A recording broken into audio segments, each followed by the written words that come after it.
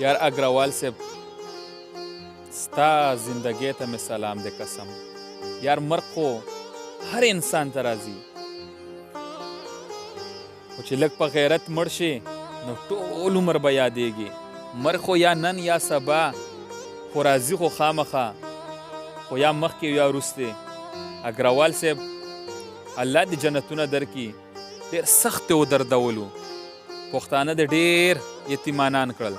ستا په شانتي لیډر، ستا په شانتي صحافي ته لاړو، د حق اواز ته لاړو. اوس د پښتنو اواز به څوک اوچتوي؟ د پښتنو غږ به څوک پورته کوي؟ پښتانه خو دې ډېر یتیمانان کړل. که داسې موږ نه هر یو نر ځوان ځي، دا پښتانه خو به ډېر نیمګړي شي.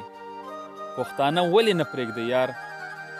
څوک په ښایست ولئ، نقیب الله مسعود ته وګوره، په ښایست یې وویشتو. او څوک په غیرت ولئ، آخر په څه مو وویشتو؟ ګناه یې څه وه؟ ایس مه خرڅوه، چرس مه خرڅوه، دلهګیري مه کوه. په دې شي چې کله ورته دهشتګر نوم ورکوئ، کله ورته ډېر زیات خفه یو.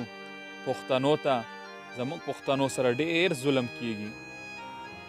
او ستاسو څه سوچ دی چې یو اگروال به مړ شي بل به نه راوځي؟ نه، د پښتون د یو قطرې نه په سلو اگروال به اوس راوځي. تاسو به اوس وګورئ په خلکو کې شعور راوچت شو، خلکو کې یو غیرت راوچت شو. او انشاءالله تر هغه پورې به د اگروال خبره اوچتو، د اواز اوچتو، تر څو پورې چې هغه ته انصاف نه میلاو شوی. تاسو ټولو ته دا یو درخواست دی، دا یو پیغام دی چې په هر څنګه شکل کې وي، په هر څنګه طریقې سره وي، خو د اگروال غږ اوچت کوي. د ایډو نه یې شیر کوي، د پیجونو نه یې شیر کوي، د چینلو نه یې شیر کوي، د هغه تصویر په ایډو ولګوئ. اگروال له موږ انصاف غواړو. اگروال له دې انصاف ورکړی شي.